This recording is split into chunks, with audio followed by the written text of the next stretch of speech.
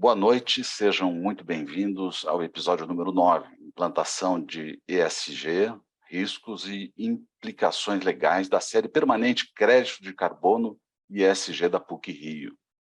O convidado de hoje é Oscar Graça Couto, ele é advogado e faz parte do time da PUC-Rio, Caitlin Mulholland, diretora do Departamento de Direito, coordenadora do Laboratório de Legalité de Direito e Tecnologia da PUC-Rio. Nós teremos uma apresentação do convidado de cerca de 10 minutos e, após isso, Caitlin e eu entraremos com as perguntas e debate com o participante, Oscar, né? Então, por favor, Oscar, fique à vontade para a sua apresentação. Muito obrigado e boa noite a todos. Muito obrigado, boa noite a todos. É um prazer estar aqui com vocês, eu agradeço o convite que me foi feito. Eu talvez gostaria de começar colocando em contexto a questão ESG. O meu enfoque aqui se dá pelo prisma jurídico, mas ele está longe de esgotar o assunto. Pelo contrário, o prisma jurídico é uma das visões, e são muitas, a serem avaliadas no contexto ESG. Ele envolve, além de aspectos gerais, muitos outros de natureza social, de natureza política, até reputacional, envolvendo as várias partes interessadas, que até relativamente pouco tempo atrás eram alijadas de considerações como as que vão ser tratadas aqui. E por que isso acontecia e não acontece mais? Talvez haja uma espécie de marco histórico que dá conta da evolução desses conceitos de 1970 para cá. Por que 1970? Porque, naquele ano, um professor de Chicago, um prócer do Departamento de Economia de Chicago, Milton Friedman, publicou um artigo do New York Times, aliás, na revista New Yorker, e segundo o qual ele definia que o papel de uma empresa deveria ser exclusivamente, observada a lei, voltada para a maximização do lucro do acionista. E que todas as demais considerações seriam não apenas secundárias, mas indesejáveis. Então, ele definia, Milton Friedman, o papel da empresa como geração de valor para o seu acionista. Pois bem, esta foi uma tese muito arraigada na economia e no mercado por muitas décadas até relativamente pouco tempo. A essa ponderação ou incitação de Milton Friedman dava-se o nome de capitalismo do shareholder, quer dizer, do acionista da empresa. De tempos para cá, e mais precisamente de 2019 para cá, houve uma série de movimentos no sentido de mais formalizados, não que não existissem antes, no sentido de transformar essa visão do shareholder, do capitalismo do shareholder, para o capitalismo do stakeholder, das partes interessadas. E talvez aquele que, de modo mais enfático, incisivo e com lugar de fala que se manifestou em relação a isso, tenha sido o gestor, o fundador e CEO do BlackRock. O que vem a ser o BlackRock? BlackRock é um fundo de investimentos que gere cerca de 10 trilhões de dólares. Para que se tenha uma ideia dessa ordem de grandeza, o PIB brasileiro é de 1,4 trilhão de dólares. A BlackRock sozinha gera 10 trilhões de dólares. E esse gestor da BlackRock enviou cartas aos seus investidos, vale dizer, mais de 5.000 CEOs, convocando essas pessoas para a reformulação de suas práticas corporativas e com uma advertência relevante. Se o setor corporativo não se mobilizasse no sentido de contemplar, além do acionista, as outras partes interessadas, e aí envolvendo desde questões relacionadas a meio ambiente, que foi uma questão fundamental, de modo específico, o clima, mas também a diversidade nas empresas, a questão da desigualdade social, no ambiente onde essa empresa se insere, no contexto social onde ela se insere. Então, dizia Larry Fink, esse gestor, se vocês não se mobilizarem no sentido de enfrentar essas questões, vocês não receberão um tostão do BlackRock. E o BlackRock é aquele que negocia bonds e debêntures expedidas por essas empresas, ações no mercado. O BlackRock tem um imenso papel em relação a esse ponto. Então, o que acontece? Deslocou-se das franjas do capitalismo, dos movimentos periféricos, ou seja, os movimentos normalmente associados à esquerda, os partidos políticos de esquerda, os sindicatos, as ONGs, que vocalizavam essa preocupação, mas não eram provavelmente ouvidos pelo mercado, agora não. Quer dizer, esse discurso ele sai da periferia do capitalismo e chega ao seu centro nevrálgico, o do capital. Isso muda a perspectiva do mercado. E é nesse contexto que o ESG, o movimento ESG, se insere. E ele já vem provocando mudanças muito substanciais. Ele está longe, e seria temerário pensar nisso como uma moda passageira. Não. E o BlackRock explica a razão pela qual ele está tão preocupado com isso. Ele explica esse motivo e fundamenta essa preocupação porque ele atesta ter, em relação às pessoas que confiam valores à gestão do BlackRock, uma obrigação fiduciária. Essa obrigação fiduciária não conhece limites no tempo. Ela deve ser vista a muito longo prazo. No universo quer dizer, num espectro no horizonte de tempo de 30 anos. E no horizonte de 30 anos, para que a economia continue pujante ou passe a melhorar, para que a economia incorpore a vastidão de marginalizados, para que a economia dê conta das demandas sociais até aqui não atendidas, é necessário que se operem essas mudanças, razão pela qual são convocadas as empresas para participar desse movimento. Então, é nesse contexto que se apresenta o movimento ESG. De novo, ele nem remotamente se esgota na questão legal. A questão legal é uma questão que eu diria ser elementar ao ponto da irrelevância, porque ela é o mínimo que se pode esperar de empresas, que é a obediência ao quadro legal ao qual estão submetidos. Mas existem aí também demandas de ordem social, demandas de ordem relacionadas aos consumidores, aos empregados, aos sindicatos, às desigualdades internas e externas, a questão do gênero, a questão da não discriminação, pelo contrário, a questão da incorporação ativa da diversidade, etc. Então, é nesse contexto que essas três palavras vicejam. E elas, mais uma vez, elas chegaram para ficar. Elas serão, quem sabe, definidoras de uma nova era. Isso é uma solução? Eu, de modo algum, eu sou romântico em relação a isso. Mas, por outro lado, eu vejo a inserção no mercado de preocupações que ele até aqui desconsiderou de modo ostensivo até, e que ele passa a ver com novos olhos, sobretudo porque não decorrem da lei, mas de pressões internas do próprio mercado, dessas que mobilizam e mudam esse mercado. Então, nesse primeiríssimo apanhado, é o que eu queria dizer.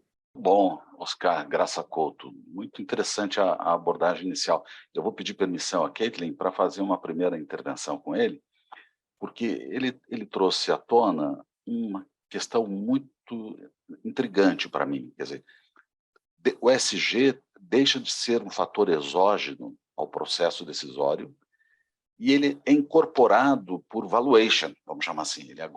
Ele toma valor para compor, junto com lucro e outras variáveis tantas, para ter um resultado final, quer dizer, ele é parte integrante da decisão. É isso mesmo, Oscar? Não, é isso mesmo. E aqui eu, de novo, vou fazer um apelo nada romantizado, ou uma abordagem nada romantizada dessa questão. No fundo, estamos todos falando, quer dizer, eles estão falando, de lucro e de gestão de risco.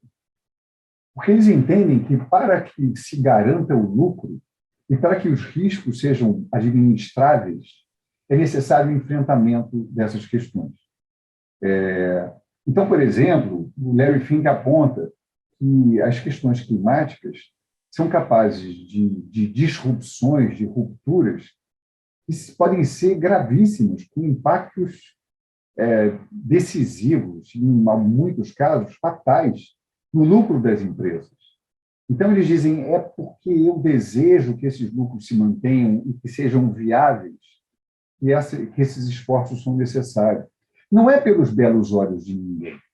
Ele diz, se o mercado não der conta das desigualdades que hoje são verificadas e que talvez expliquem movimentos populistas que aconteceram nos Estados Unidos há pouco, que acontecem em alguns países da Europa e que, em muita medida, acontecem também no Brasil, nós não teremos um ambiente propício aos negócios. A paz social, com base na qual negócios são capazes de prosperar.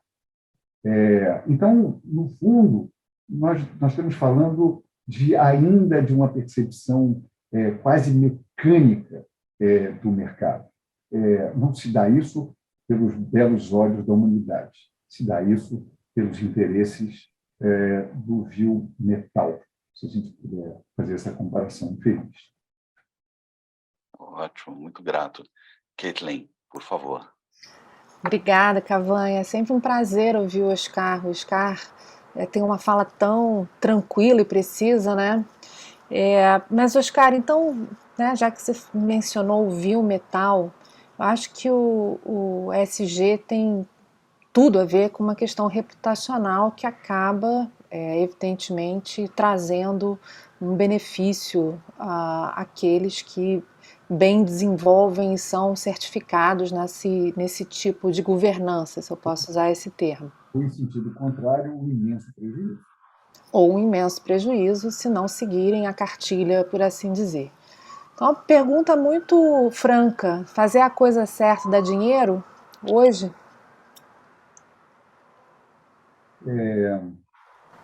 Não, quer dizer, essa é uma questão. Não fazer a coisa certa não dá dinheiro e pode causar grande prejuízo. Talvez eu prefira responder sobre essa perspectiva. Empresas têm sido penalizadas pelo mercado, pelo consumidor, de modo severíssimo, quando dão maus passos. E esse é um elemento que o mercado passou a precificar por conta de exemplos até relativamente recentes, e que envolvem desde desastres ambientais, por problemas de gestão de risco, até resultados relacionados, por exemplo, a uma questão que tende a se apresentar com frequência cada vez maior, que é relativa ao greenwashing, ou seja, promessas não atendidas, expectativas criadas e frustradas. Então, o mercado passa a penalizar de modo severíssimo essas empresas. E aí, talvez, o direito se insinue nesse cenário e passe a buscar repercussão de toda sorte, e falo aqui dos planos administrativos, imposição de multa civil, por eventual reparação de dano, inclusive de ordem moral coletiva, isso passa a ser um elemento que também contribui para impulsionar as empresas em direção à seriedade, vamos dizer assim, e do fato delas obedecerem e levarem à risca o que pregam, e para que o discurso, ou que a prática se aproxime do discurso. Eu acho que o mercado e o direito tendem a penalizar a distância entre essa prática e atos e o discurso dessas empresas. Eu acho que isso pode ser também um fator muito relevante. Cavanha, você me permite mais uma pergunta? Claro, Aproveitando claro. que o Oscar mencionou o greenwashing, que eu acho que é um grande problema que a gente pode vislumbrar na avaliação dessas empresas, eu vejo que o compliance, né, quer dizer, a avaliação da conformidade a esses valores é um processo. Né? Ou seja, uma corporação, uma sociedade, ela não pode simplesmente fazer um relatório anual com um checklist para você marcar ali o que você cumpriu ou o que você propagandeou que estava realizando enquanto, né, dentro dessa perspectiva de valores sociais conscientes, e simplesmente fechar o relatório e entregar para o depósito ali na sua área de governança corporativa e seguir o barco, né? Então, ou seja, falar que faz, né, mas concretamente não faz. Então, a questão que eu acho que eu gostaria de trazer aqui para debate é como identificar, ou como o mercado pode se certificar que o discurso está concretamente sendo apresentado pelo exercício da atividade empresarial, pelo exercício da atividade que está sendo desenvolvida por aquele ator. Né? Como é que a gente pode certificar disso se não é por meio de relatórios? Vamos lá, o mercado está se equipando, de modo, aliás, muito impressionante, para que essa avaliação seja feita, e de modo adequado.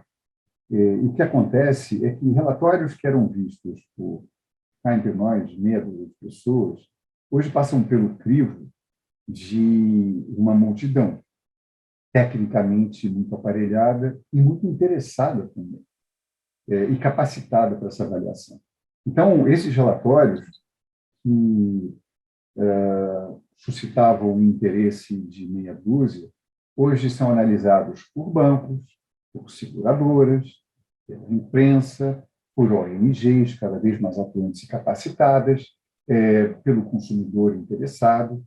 Então, há uma sucessão de crivos, muitos deles extraordinariamente rigorosos, que fazem com que seja temerário desviar a prática do discurso, porque isso será colhido pelo mercado e por ele penalizado e, conforme o caso, também pelo direito, também pelos tribunais.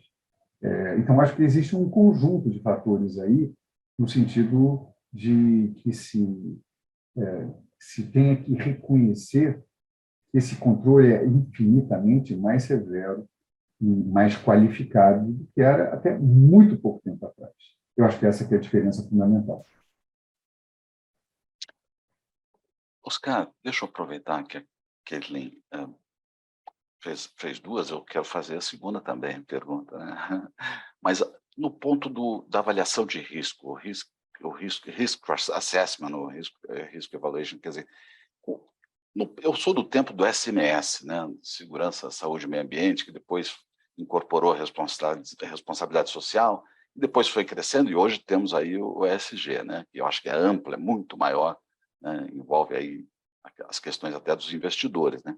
Mas no fundo, quer dizer, os investidores eles estão decidindo hoje sobre a presença do ESG, né? Quer dizer, eles vão deixar de investir com o tempo se não tiverem essa variável controlada. É essa a percepção? Sim. E sim por muitos motivos. O primeiro deles é que o mercado é capaz de penalizar empresas que não sigam essa cartilha, como eu falei, de modo severo.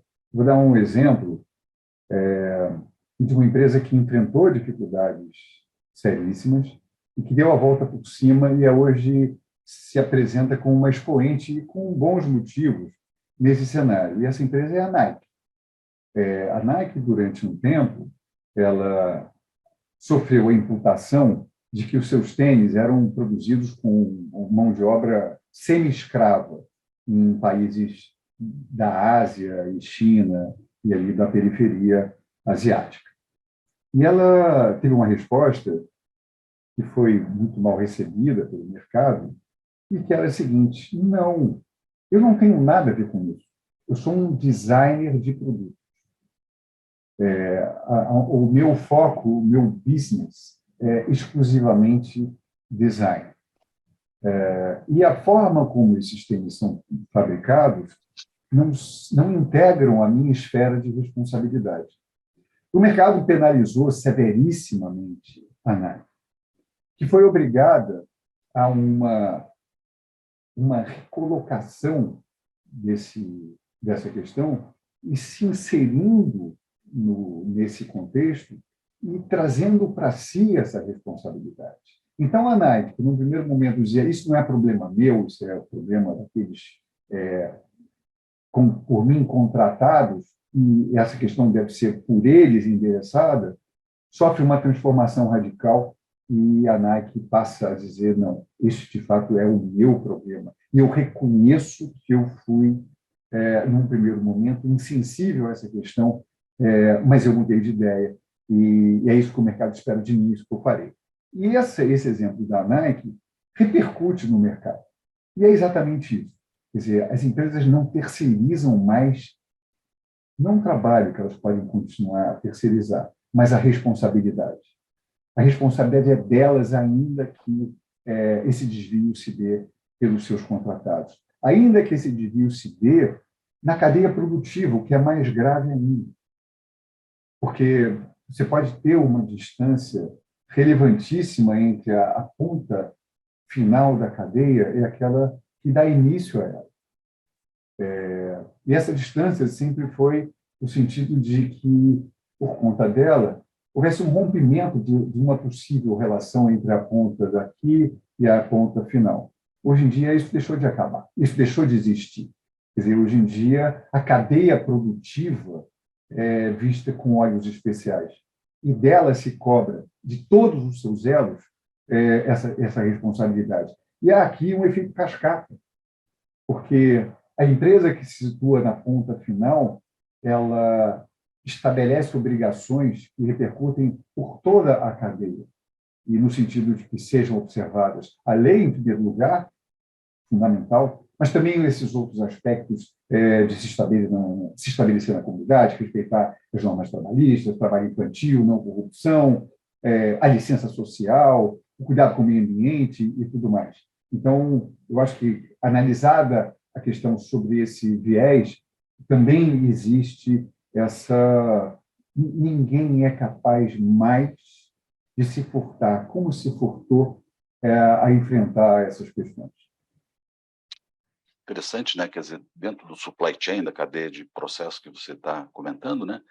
Tanto a montante como a jusante, a responsabilidade é de qualquer contratante, né?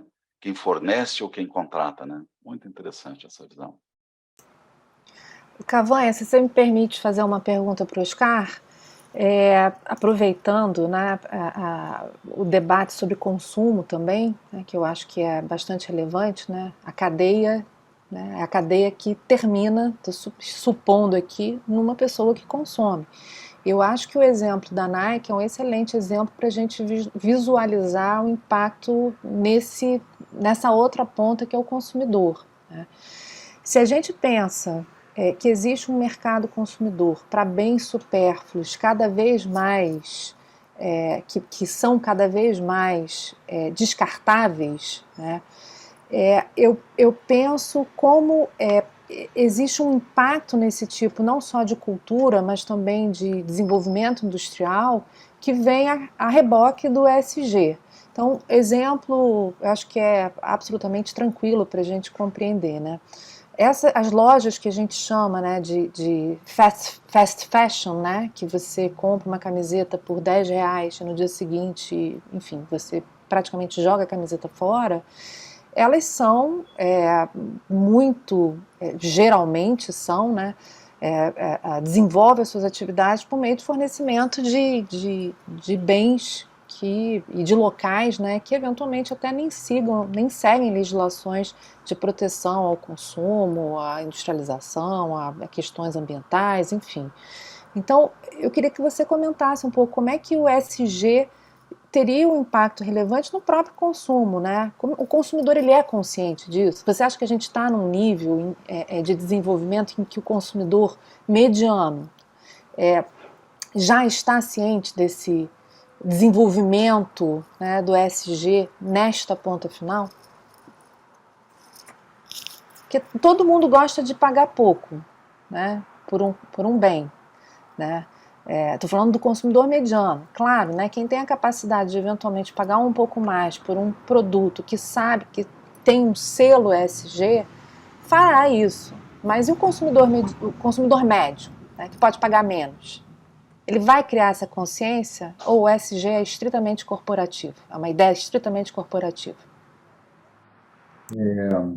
Eu acho que o consumidor é um auxílio luxuoso, mas eu acho que a ele não devem ser transferidas responsabilidades em alguma medida, não lhe cabem ou que é inútil imputar a eles. O que eu quero dizer com isso?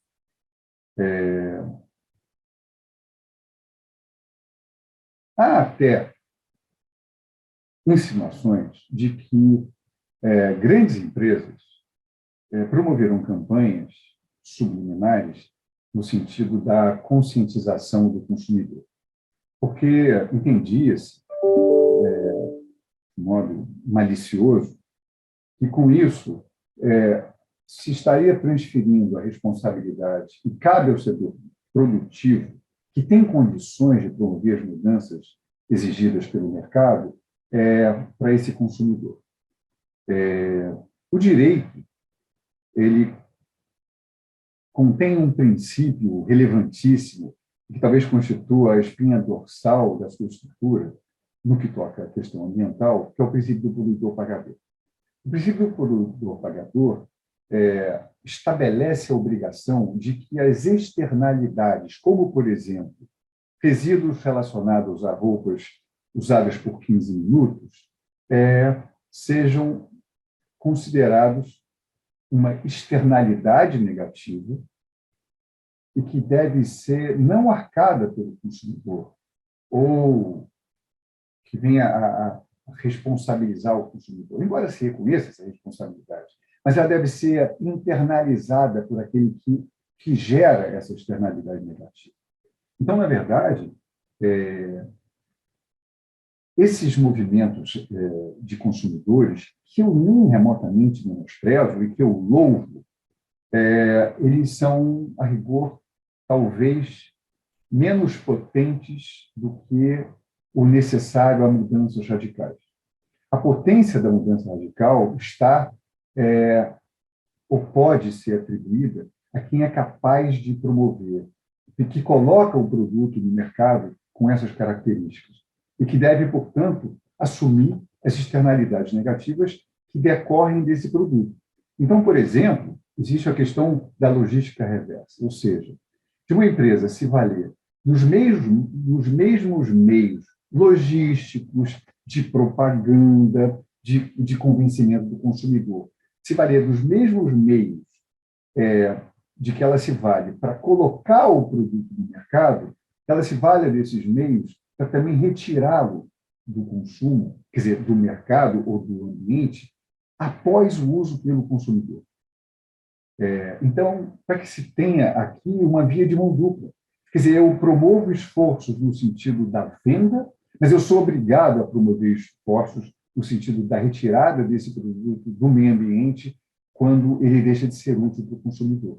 Então, com isso, você obrigará empresas a se mobilizarem no sentido de que essas externalidades, que são sempre negativas, se tornem menores ou que possam, inclusive, ter o seu aspecto positivo.